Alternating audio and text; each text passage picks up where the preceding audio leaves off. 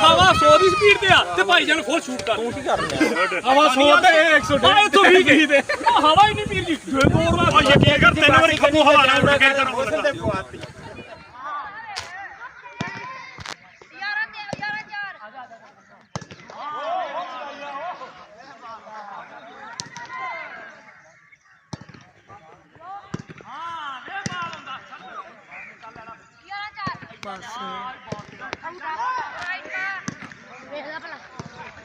Islamabad.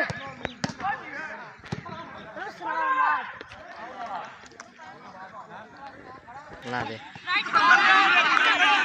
कदा वाला सामान ना होने गंदा इतने बंदी के हवा इतने बच्ची रहता तेरी लंडा तेरी ना